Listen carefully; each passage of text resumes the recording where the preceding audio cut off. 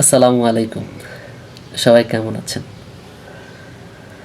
আমি গত ২ দিনে যেদিন থেকে এই যে নবনির্বাচিত সংসদ সদস্যরা শপথ গ্রহণ করলো, ওই দিন থেকে খুবই আলোচিত একটি বিষয় হচ্ছে যে ২ টা শপথ একই দিনে নেওয়া।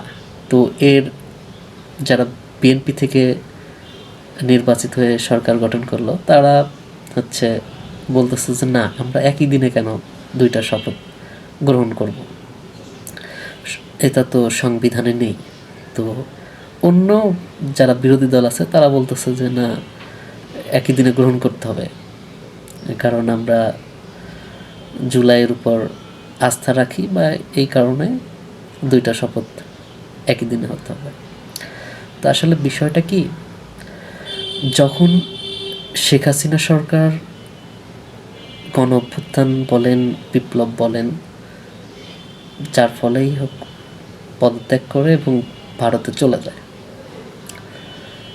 তো তখন চলে যাওয়ার পরে সাংবিধানিক একটা শূন্যতার সৃষ্টি হয়, যা কনস্টিটিউশনাল ভ্যাকিউম বলা হয়।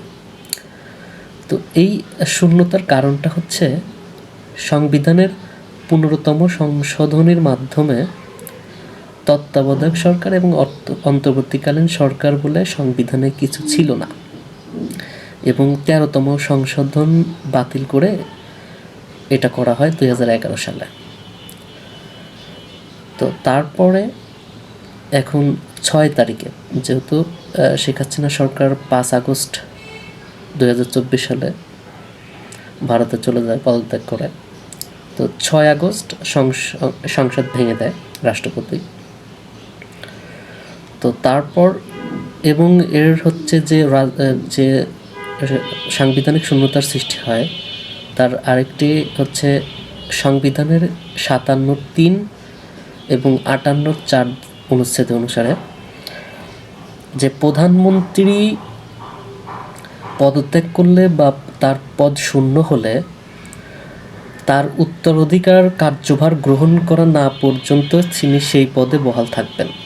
কিন্তু এখানে কিন্তু প্রধানমন্ত্রী পদত্যাগ করছে এবং চলে গেছে। চলে যাওয়ার পরে এই শূন্যতাটার সৃষ্টি হয়েছে।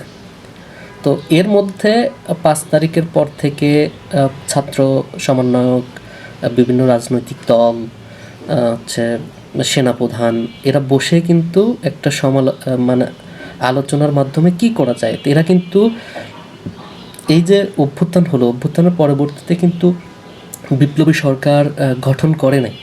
তো এরা বসে যে মানে কিভাবে সরকার গঠন করা যায় এটা দেখলাম। দেখার পরে এখন রাষ্ট্রপতি একটা সিদ্ধান্ত নিল, যেহেতু যে একটা সাংবিধানিক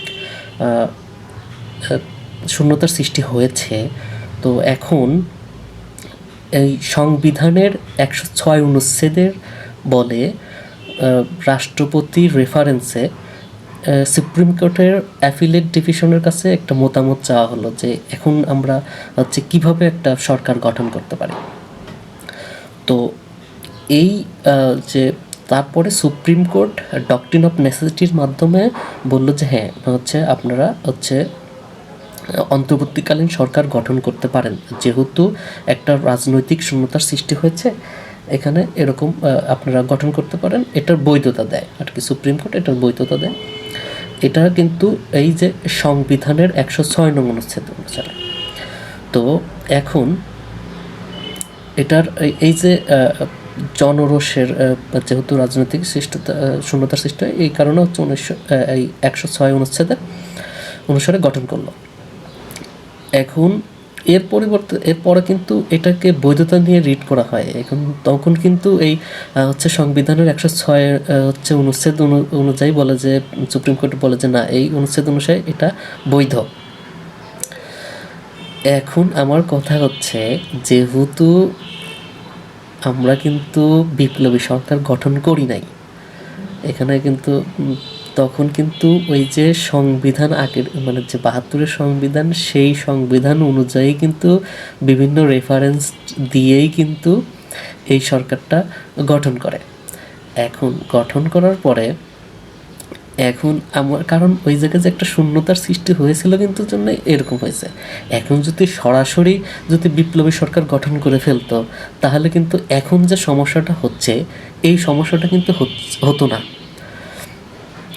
তো এই যে এইরকম বিষয় এইটা মানে যখন ভাবলাম তখন একটা বিষয় মনে পড়লো যে আসলে বিষয়টা কেমন হয়েছে। বিএনপি কিন্তু এই যে মানে সংবিধান মেনেই যে আগে থেকেই যে সংবিধান মেনে হচ্ছিল বা সংবিধান একদম ছুঁড়ে ফেলে নাই, সংবিধানের বিভিন্ন ধারা কিন্তু বিবেচনা টিবেচনা করে সুপ্রিম কোর্টের মতামত নিয়ে কিন্তু এই যে আইনি ভিত্তিতেই কিন্তু এগুলো গঠন হচ্ছিল। তো এখন বিএনপির চাওয়া যে আমরা যেহেতু সংবিধান একদম ছুঁড়ে ফেলি নাই বা সংবিধান আমরা মেনেই চলতেছি, এখন যখন আমাদের সুযোগ আসছে এখন তো মানে এখন আমরা কিন্তু পুরোপুরি সংবিধান মানতে পারি বা সংবিধান মেনেই আমরা যে বলতেছি যে জুলাই অভ্যুত্থান একদম আমরা মানে আমরা মানি না, মানে তাদের উপর যেভাবে চাপানো হচ্ছে যে আপনারা জুলাই কি ধারণ করেন কিনা, জুলাই বিপ্লব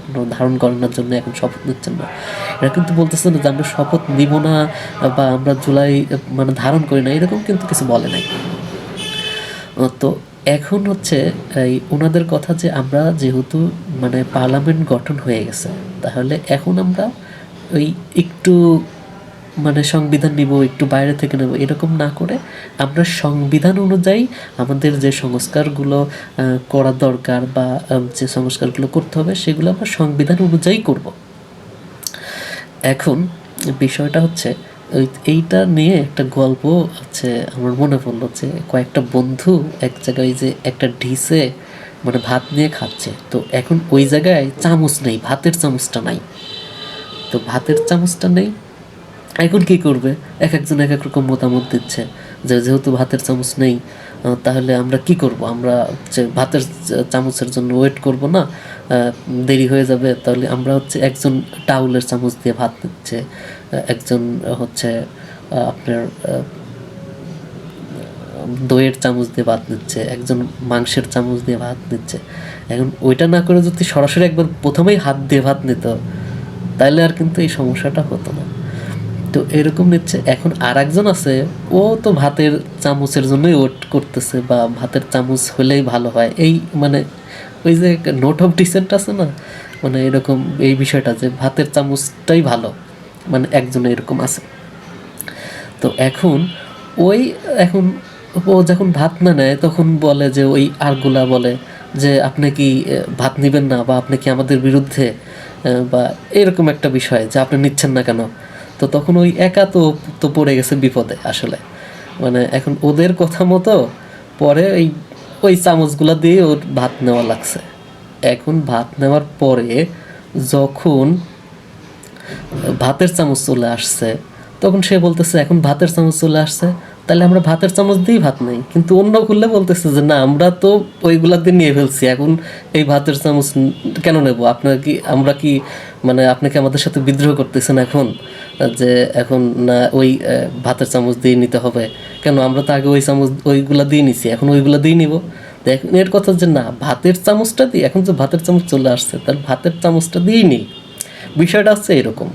আসলে এখানে সবাই ধারণ করে বা তাদেরও ইস্তেহার আছে বা তারাও সংখ্যাগরিষ্ঠতা অর্জন করেই আসছে। তো এখন তারা চাচ্ছে যে একটা আইনিভাবে বা সাংবিধানিকভাবে সঠিকটা হোক, মানে আগে যা হয়েছে হয়েছে সেটা বাদ। এখন আমরা তো মানে ওনারা আর বলে নাই যে আমরা কিছু পরিবর্তন করবো, তারা চাচ্ছে যে এখন পার্লামেন্ট গঠন হচ্ছে, পার্লামেন্টে বসে যেটা সাংবিধানিকভাবে হয় সেটাই মানে করবো। আমরা তার মানে একদম ধারণ করি না যে না ছুঁড়ে ফেলবো, আমরা শপথ নিব না। তারা হয়তো বা পার্লামেন্টে বসে শপথ দিতে পারে যে এখন আমরা হচ্ছে আমাদের এই সংস্কার দরকার, এই সংস্কার দরকার হয়ে সাংবিধানিকভাবে আমরা হচ্ছে এই সংস্কারগুলো করব। এইটাই হচ্ছে বিষয় আসলে।